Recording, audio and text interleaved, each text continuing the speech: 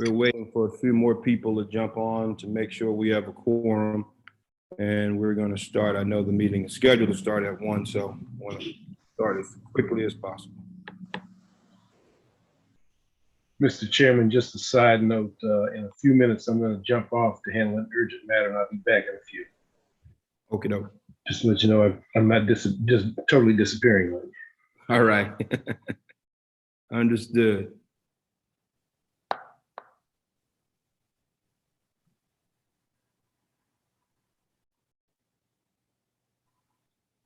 Tracy is currently helping some of our members navigate from a previous link, and they're in another room, and so she's bringing them over to the current Zoom.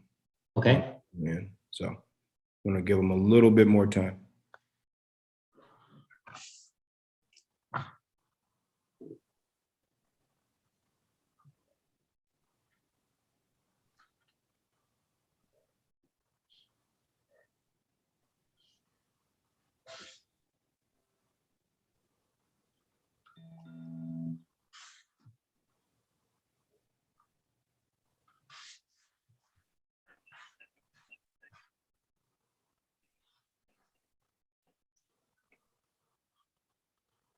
Mr. Harrell, I'll be on shortly. I'm helping Mr. Barfield get on.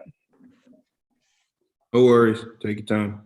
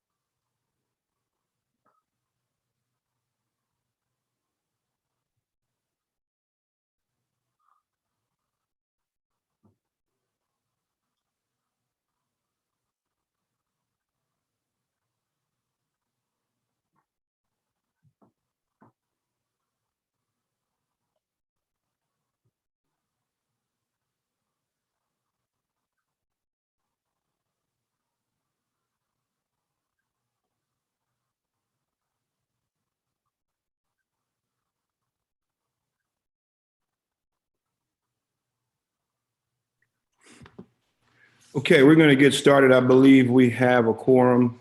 6 members constitute a quorum for our group. Good afternoon again to everyone, and I want to thank you for Mr. joining. Harrell, we should be good now. Yeah, we see him. Thank you, Tracy. Want to thank everyone for joining us today, and again, hope you had a relaxing and a wonderful Thanksgiving holiday, and that you're preparing for another holiday. This is Tim. I apologize for interrupting, but Warner is in the wrong Zoom like I was. So Tracy, you want to make sure he gets the right information? Yes, sir. I'll go there now. Thanks. I'll send you the right information, Warner. Thank you. All right, sorry about that, Al. I just No didn't want. worries, Tim. Not at all. We want to make sure everybody gets in the right room. Cool beans. Again, welcome everyone, and we're looking forward to today's meeting. It's going to be quite lengthy, and hopefully you're ready to go over some very important information. So we are really excited about the next steps that we're taking, and look forward to working with you today. Tim, you want to offer any comments, remarks? Thank you, Al. No, likewise, I think we've got a lot to go through, and I thank you in advance, and see some, there's some real interesting candidates in my mind, and I'd like to learn a little more about them and make sure we're on the right track. So looks good. A good start, though. Right. I do want to mention that an executive session may be required, and will probably be required for this meeting as we begin to go through sensitive information as it relates to candidates, documents, and interest letters that they have sent to us. So be aware that we may have to go into an executive session. All right, at this time, I'll turn the meeting over to Dr. Rod McDavis to give us an update on the search activities. Dr. McDavis. Thank you, Mr. Yes, thank you, Mr. Chair, and good afternoon, everyone. Delighted, my colleagues and I, Carlton Brown and Gwendolyn Boyd, are delighted to be with you this afternoon and look forward to the discussion that's in front of us. I want to share with you a brief summary of what's occurred since we last met on November the 3rd, and I'll invite my colleagues, Carlton and Gwen, to add to my report. But want to give you a sense of what we've been doing.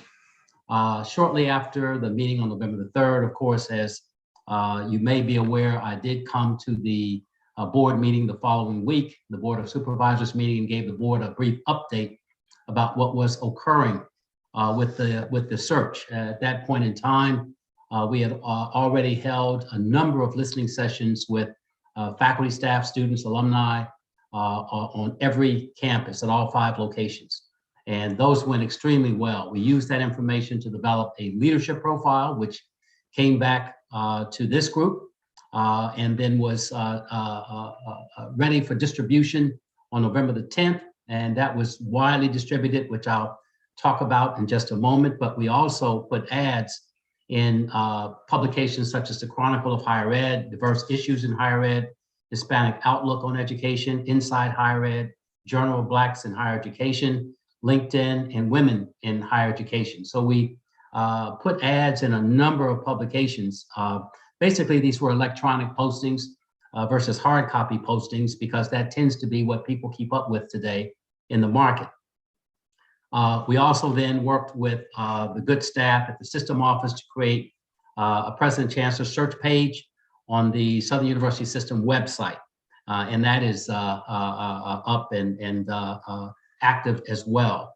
In terms of sourcing, we contacted individuals who were most of all of the leading national associations, from the American Association of State Colleges and Universities, the Association of Public and Land Grant Universities, Education Commission of the States, the Louisiana Campus Compact, the Louisiana Department of Education, the National Association of System Heads, the State Higher Education Executive Association officers, the Southern Association of Colleges and Universities Commission on Colleges, the Southern Regional Education Board, the Thurgood Marshall College Fund, just to name some.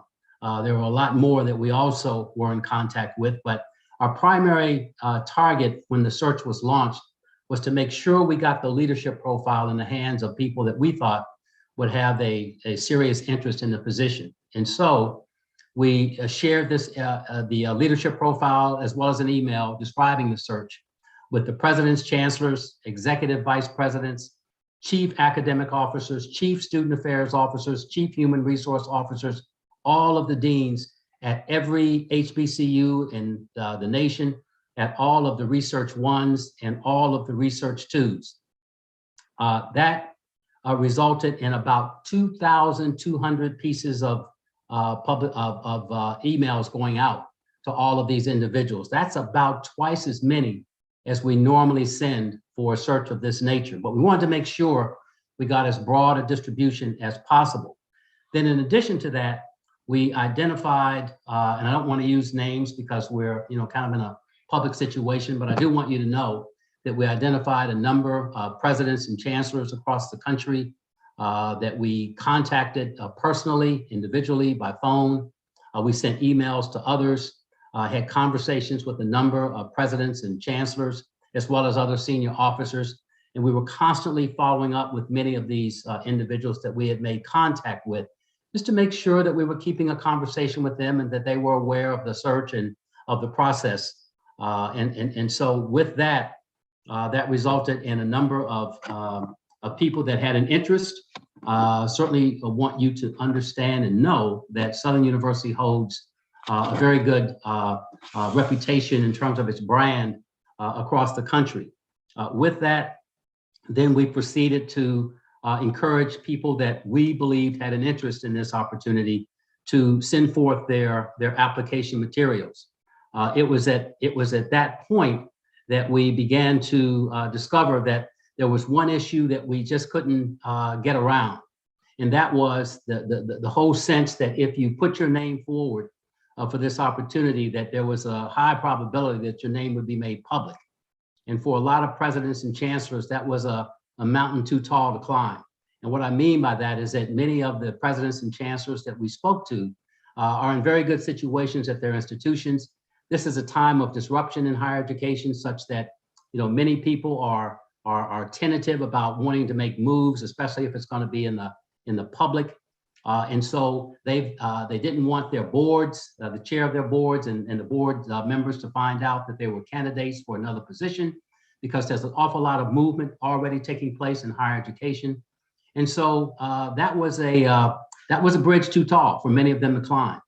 We had a lot of people, as I said, that were interested, but they were hesitant to put forward their name because of that piece of the search process. Let me stop there and invite my colleagues, Carlton and Gwen, to add to the comments that I've made. Carlton?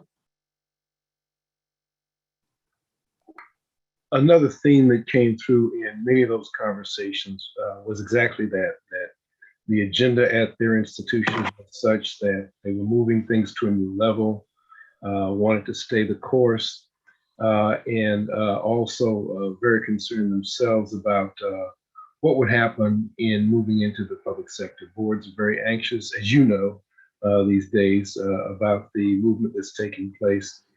And but they were very anxious in many instances to suggest others that we should contact that they felt would be qualified for the position. So the worst thing that happened with those was we got a new set of names to explore and pursue. Gwen, you want to add anything? Greetings all. Just one other thing to say in terms of getting new names, some of those were identified as provost and vice president for academic affairs at their institutions as well, because we know every president didn't come into the world as a president. They had to start from somewhere. And so some of the names that we have received were outstanding provosts who others considered them ready for the move. So we did receive a number of names and did do follow-up calls with them as well. And there were a number of candidates that were applicants, potential applicants that were nominated. Want you to know we followed through with every one of those nominations by both email and phone call.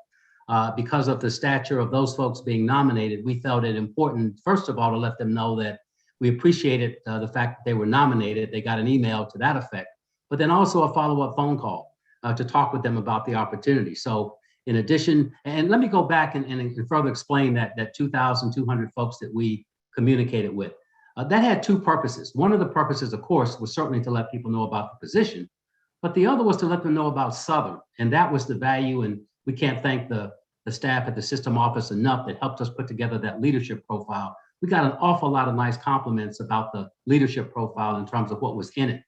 And that is so important for us because we recruited to that leadership profile.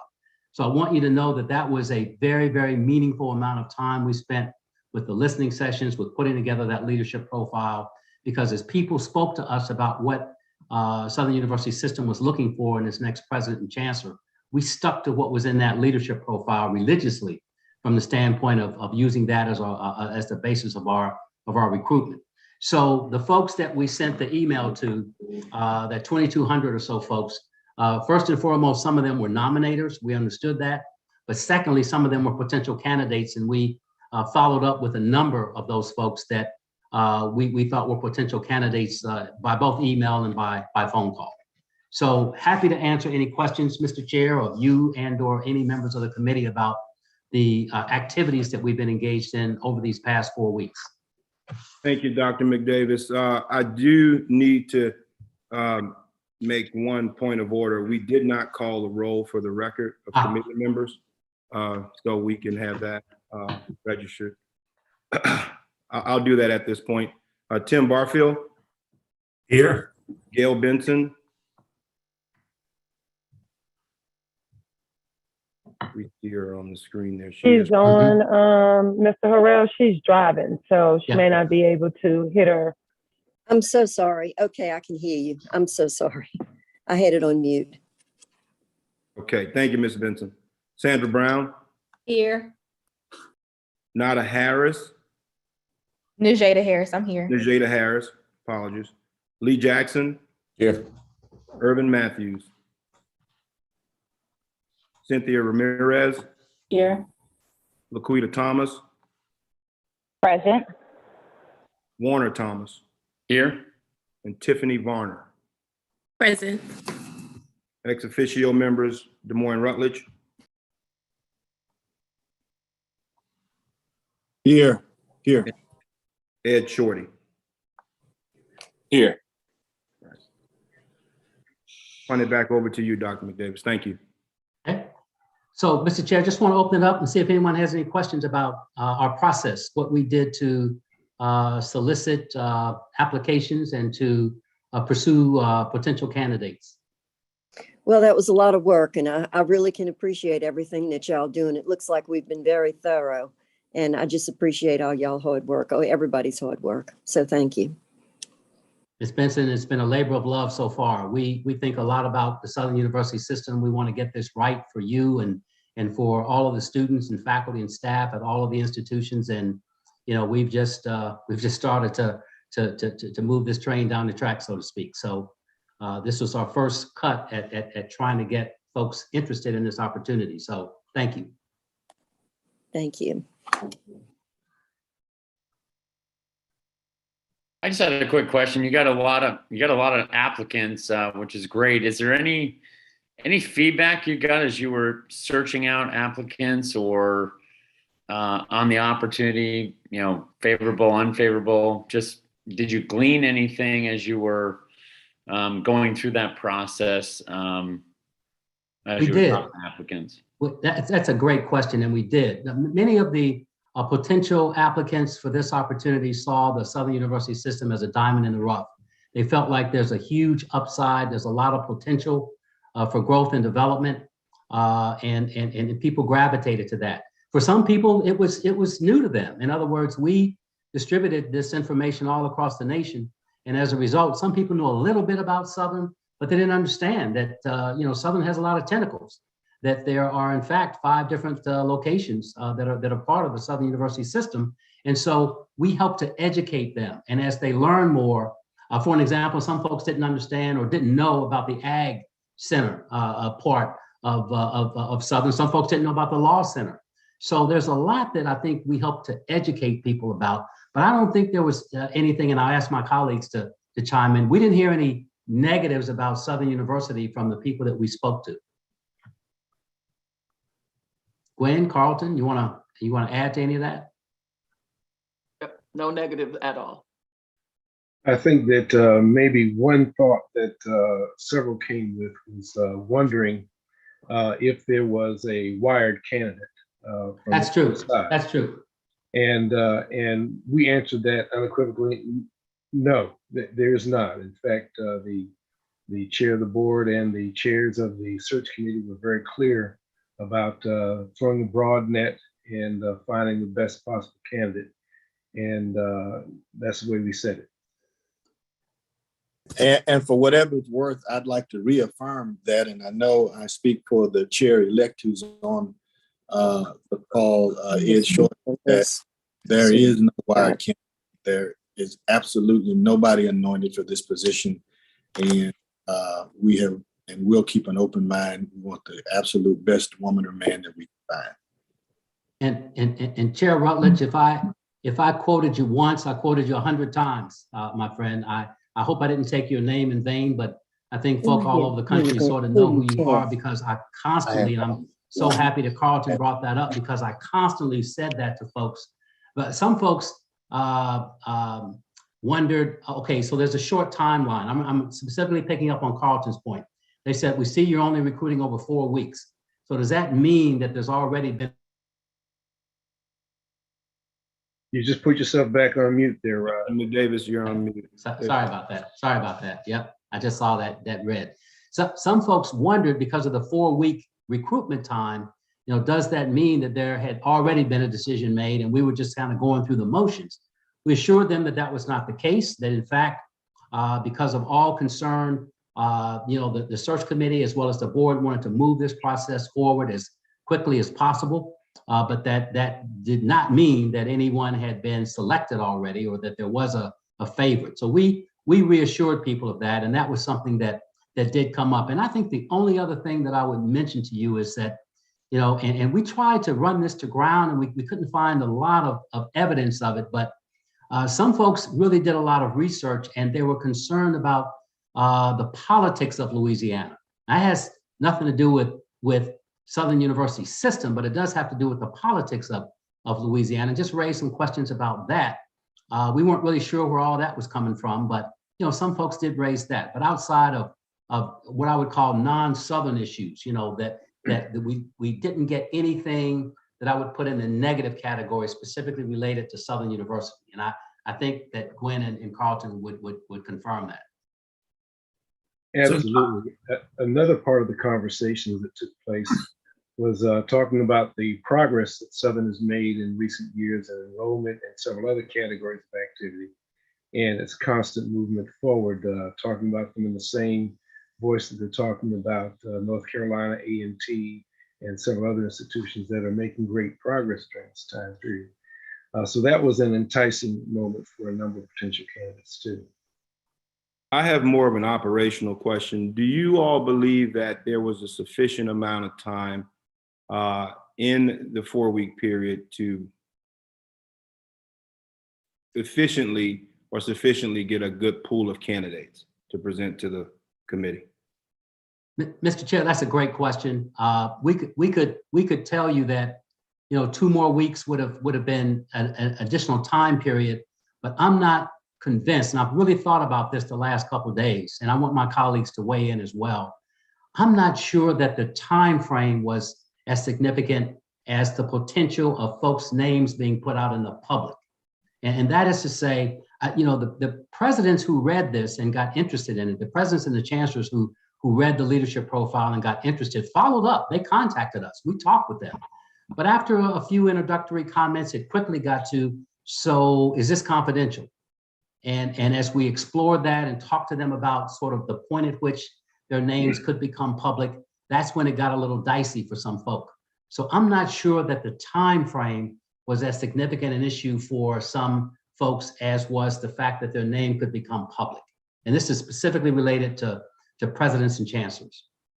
So Dr. McDavis, and that was actually leads a great lead into my question.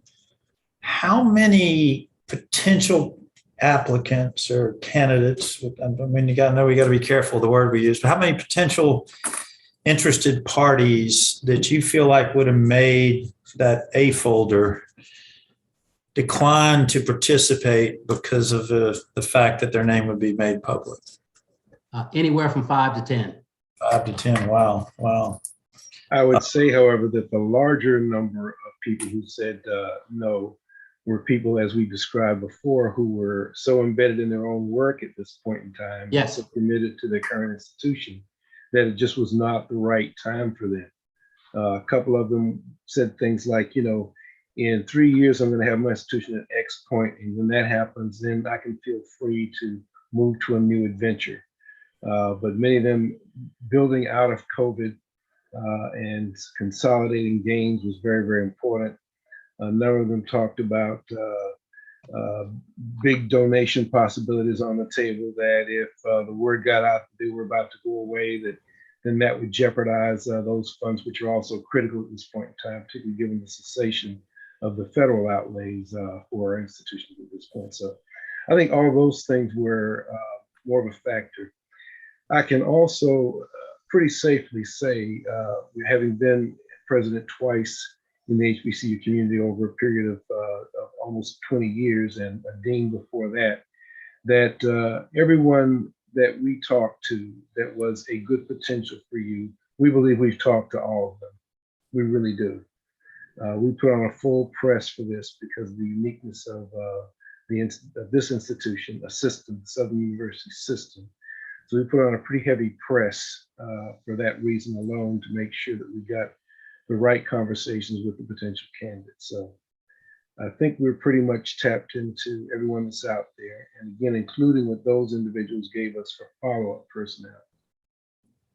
Were most of the interested parties individuals that you initiated the contact with, or did they contact you? It was a little bit of both. That's a great question, Mr. Chair. It's a little bit of both. Some folks that received our email contacted us, but among the three of us, we put together a pretty lengthy list of folks that we thought we should target. And so we initiated the contact with them, but they also received our email communication. So they were getting it both ways. They were getting the email that we send out to kind of everyone, but they were also getting at the outset sort of that call from us, reaching out to them. And Carlton's point is a good point, because there are a number of presidents and chancellors that are at that point on their own campuses where they're beginning to see some accomplishments from the strategic plans that they put together, and they want to stay to kind of finish out the opportunity. But some of those people, again, even if they might have had an interest, were also put off with their name getting out on the public because they didn't want to be disruptive on their own campus. And that's, this is an interesting time. We identified 5 other searches that are going on within the HBCU community. And 2 of them are pretty significant institutions. Hampton and Spelman are having searches. Those searches are confidential. And obviously as private institutions, they can have, confidential searches. So you've got that going on. But by and large, I think what Carlton said, I would lean toward his comment that these are folks that are making progress at their institutions, doing well. And Tim, to your point, there are probably somewhere, between 5 and 10 folks that may have gotten in if this was an open, if this was a closed search, a confidential search. Is there Go ahead, any, Tim. I'm sorry, Al, is there any merit, is that the right word? I don't know, but is there any merit for us, perhaps Al or myself or Chairman Rutledge or incoming Chair Shorty reaching out to any of those 5 or 10, any of those warrant what you've seen, if you know them, or what you see on paper, that to see if we can get them interested, take that next level and reach out to them, see if we can at least have that conversation. And while they may not be quote unquote an applicant, that we can kind of see if we can generate their interest to get involved in the search? Or do you think it's, I'm sure every case is case by case, but do you think it's just not going to happen because of the public nature or the potential that eventually it's going to go public if we have those conversations? Tim, if I can add on to your question before Dr. McDavis responds, I guess why there's a lot of questioning in this particular space is because we don't want any barriers, so to speak, to prohibit individuals who are interested and may be good candidates for this opportunity that, to get in the way of them putting their name in that hat. And of course, this is ultimately a decision that they have to personally make for their professional career long term. But I know that's why I'm concerned, and there's a lot of questions about this particular space right now, that to know that there are candidates out there that are interested, but there are barriers that may be out of our control, right? That are prohibiting them from putting their name in the hat. And to the 2 co-chairs, I mean, your questions are spot on. here would be my response. I mean, I would share with you that these are people that, you know, we know on a professional and personal level. And I think they were as honest and blunt with us as they could be, and we were as honest and blunt with them as we could be about this opportunity. But I think that if there's the potential for their name to be in the public, I think that's a deal breaker for them right now. That would be my opinion. I mean, I don't think there would be any problem with having a conversation, but I think that at the end of the day, once their name is in this pool, I think the potential of that becoming public is an issue for them. And it sounds like there's no way we can overcome that adversity of itself, right? Is that's what you're saying? Well, I would defer to Brandon on that. I mean, I tried to look at the public records law in Louisiana, and I'm up to date on that as much as I can possibly be. Remember what Brandon said at the outset, but I just think that's a barrier that's in front of us. That's a difficult one. But Brandon, you may have a different opinion on that. Or is there any way we can mitigate some of that concern in any way that those applicants or potential applicants may have? This is Brandon. Unfortunately not. That's one of the awesome tasks of stepping up to public service, public government, is that transparency is a key principle in what the activity is. You know, there have been procedures, both small and technical, to try and facilitate individuals who may express interest before they actually commit to the position. Or commit to the application, which I think is what the letter of interest and using the search firm to kind of gauge folks to see who might be viable candidates before they place themselves into the applicant pool to be known for all those in the public. But unfortunately and fortunately at the same time, that is the process by which we have to follow.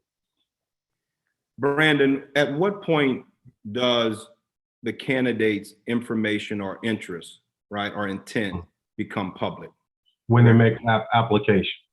So if at this point, you know, we were simply having the search firm seek out individuals by way of saying, hey, look, let me know if you're interested, send me a letter.